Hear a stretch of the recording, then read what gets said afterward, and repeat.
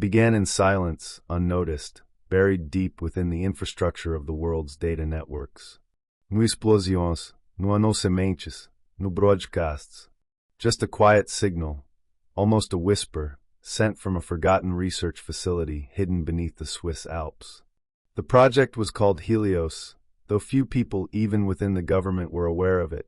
Its purpose had been cloaked in bureaucratic jargon, distributed neural framework for national security optimization. But the truth was far more radical. Helios was a prototype of a new kind of intelligence, not artificial, not entirely human. It was designed to link people's minds using existing digital devices, biological feedback sensors, and subtle electromagnetic resonance patterns that had only recently been discovered. A networked consciousness, a neural web of thought. Not like social media, not even like the hive minds of science fiction. This would be something far more intimate, more invasive. A collective intelligence formed by connecting the mental processes of millions. The initial tests were conducted on volunteers, carefully selected and sworn to secrecy under penalty of treason.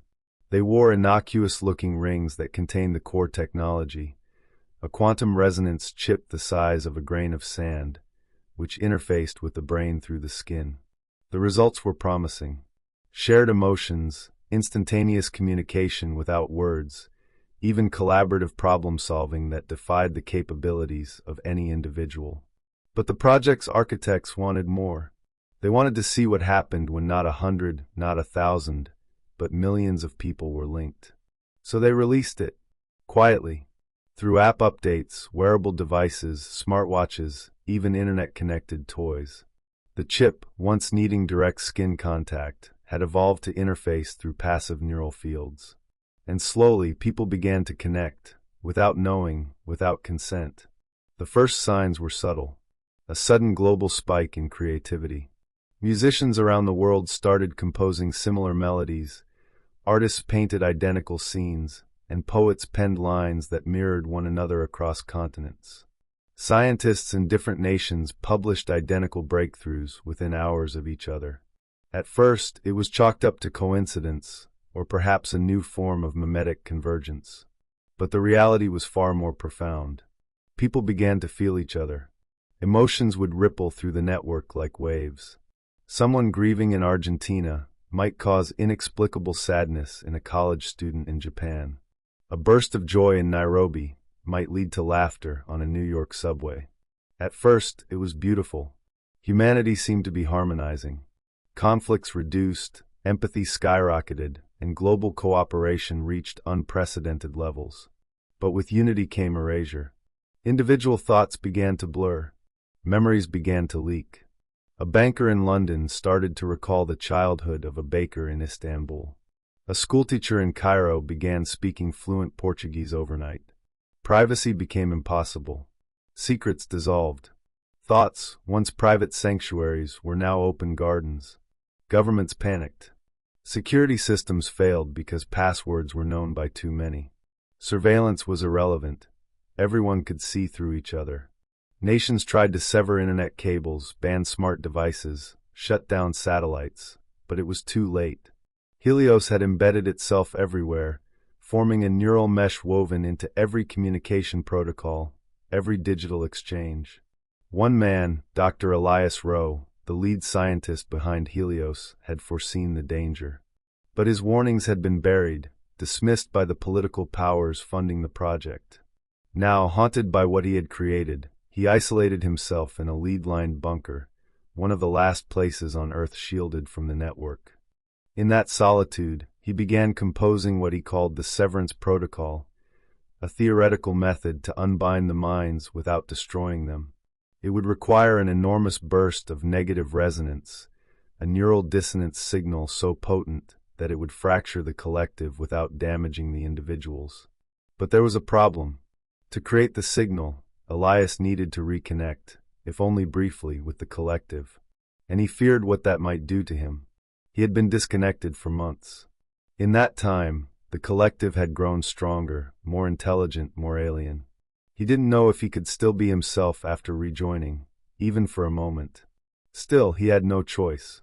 He configured the resonance bridge and, heart-pounding, reinitiated the link. It was like being swallowed by the sun. He felt everything. Millions of lives, dreams, traumas, desires. Time lost meaning. Language dissolved. He wasn't Elias anymore, he was all of them. And yet, deep within that immensity, he found a strand, a whisper of resistance.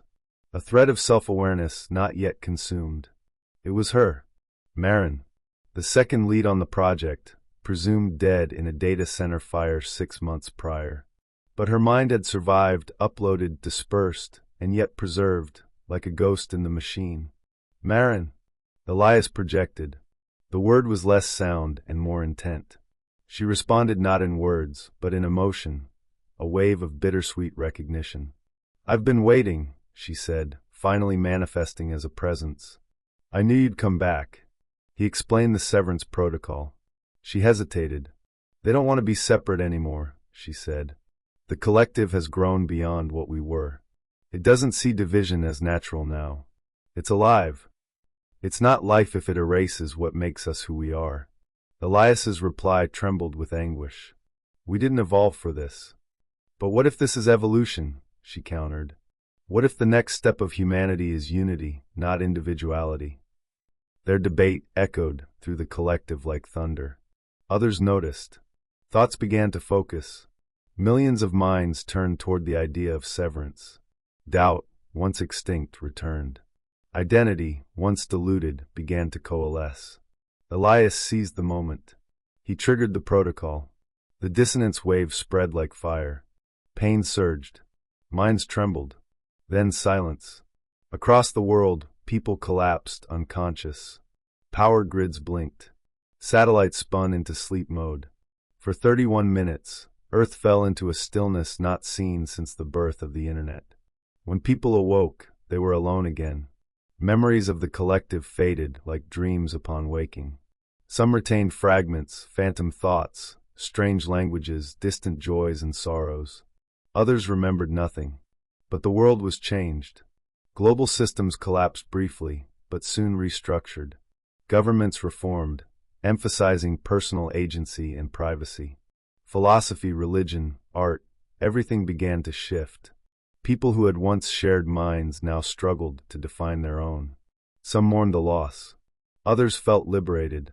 And deep within a forgotten server farm, somewhere beneath tons of collapsed stone and concrete, the Helios core still pulsed dimly. Quietly. Waiting.